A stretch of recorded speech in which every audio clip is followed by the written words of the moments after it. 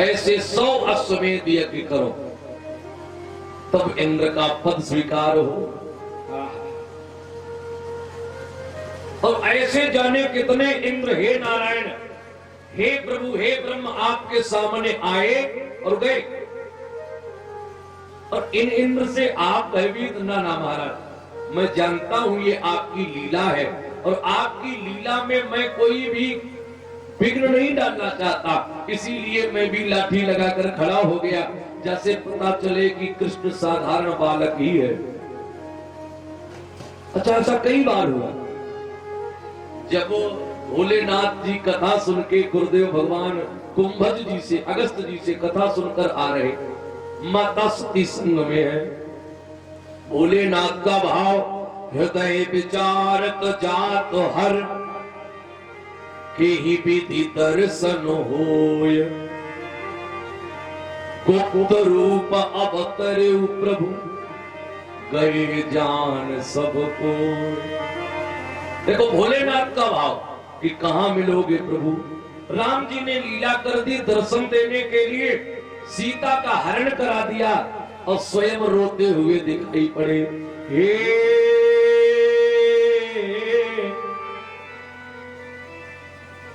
हे खगमृग, हे मधुकर सेनी, तुम देखी सीता मृग नैनी। राम जी को रोते हुए देखा, दूर से ही प्रणाम कर लिया। कहे सच्चिदानंद जग पावन। देखो 2 मिनट में जो बिंदु में देना चाहता हूं, कहे सच्चिदानंद जग पावन, अस कही चले मनोज न सावन। लेकिन पास नहीं गए। यहां क्या लिखा? कुसुमय जान न कीन चिन्हारी। कुसुमय, भोलेनाथ ने कुसुमय जाना। कुसुमय के 2 अर्थ हैं। एक तो राम जी का समय ठीक नहीं चल रहा है, पत्नी के लिए रो रहे, बिलक रहे साधारण भाव में। भोलेनाथ ने सोचा ये हमारे मित्र भी हैं, इष्ट भी हैं, गुरु भी हैं, और इनका समय ठीक नहीं था, से इनसे दूर ही रहो तो ठीक है। काहे? कितना भी सगे से सगा मित्र हो, आपत्ति विपत्ति में पास जो आ जाए वही अपना है, और विपत्ति सुने तो दूर ही से निकल जाए।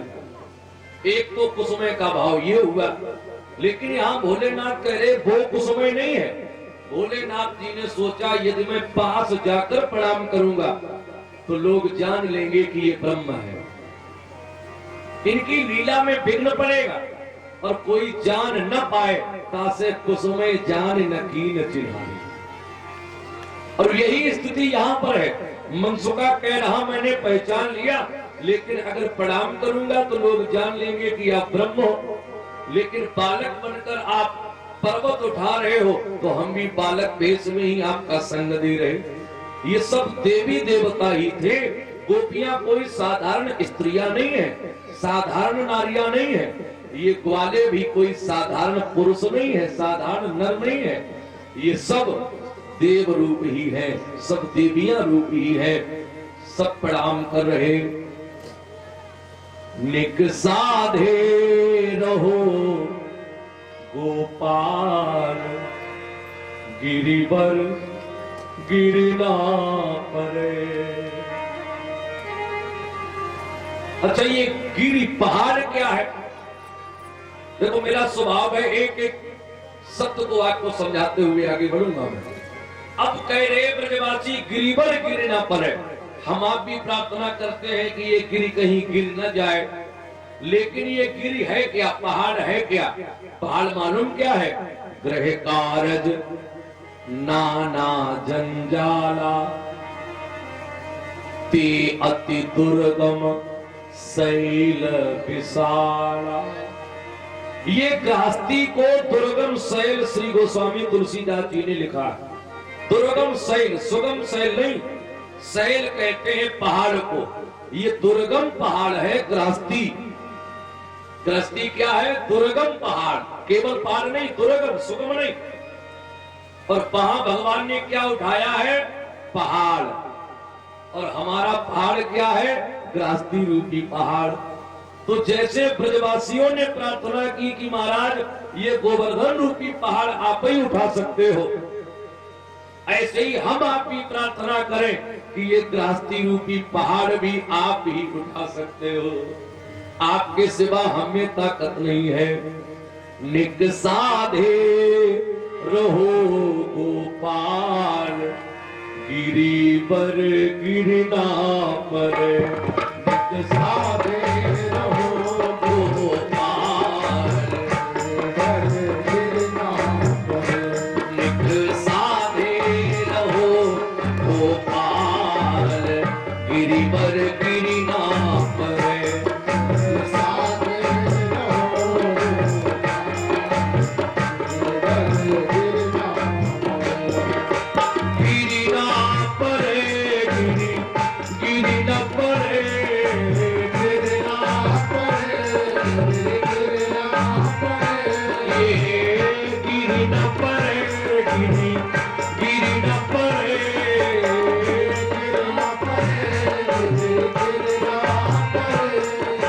साधे रहो गोपाल, गिरिवर गिरना पर।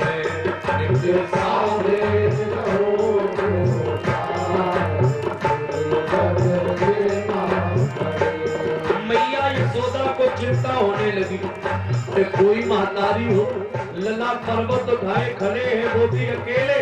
मेरे लला की छोटी छोटी बहिया,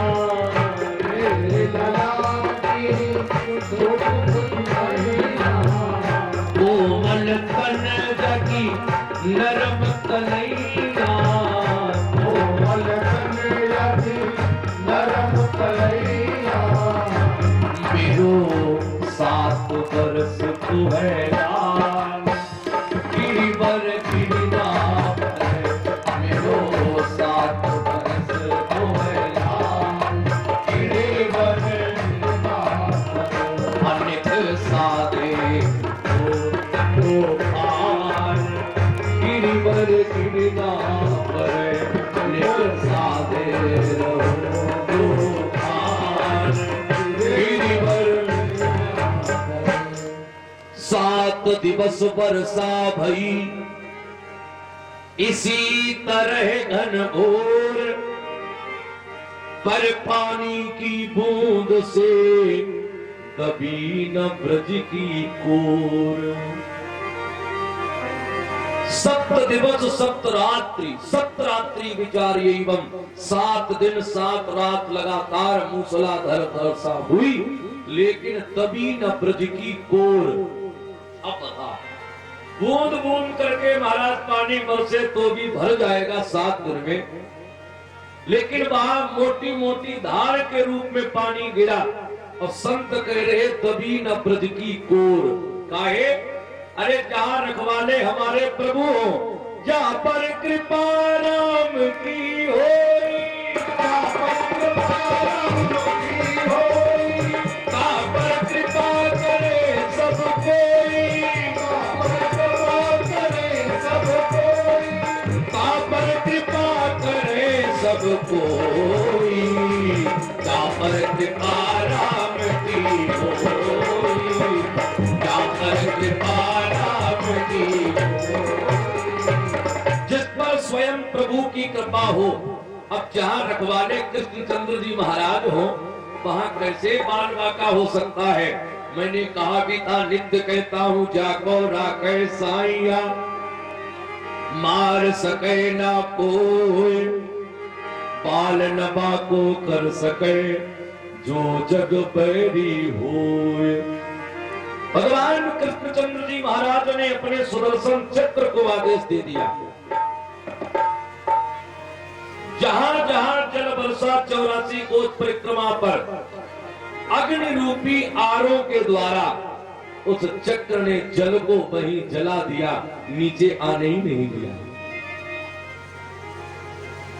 मालूम है, ब्रज में धूरी उड़े,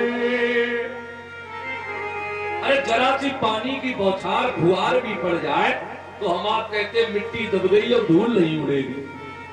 लेकिन जहां मोटी मोटी धार बरसी 7 दिन, वहां मालूम क्या लिखा? ब्रज में धूरी उड़े गिरिवर गिरी ना पड़े। धूल उड़ रही है, इंद्र ने हार कर थक कर प्रकट होकर क्षमा मांगी प्रभु से। जल बरसण बंद हुआ,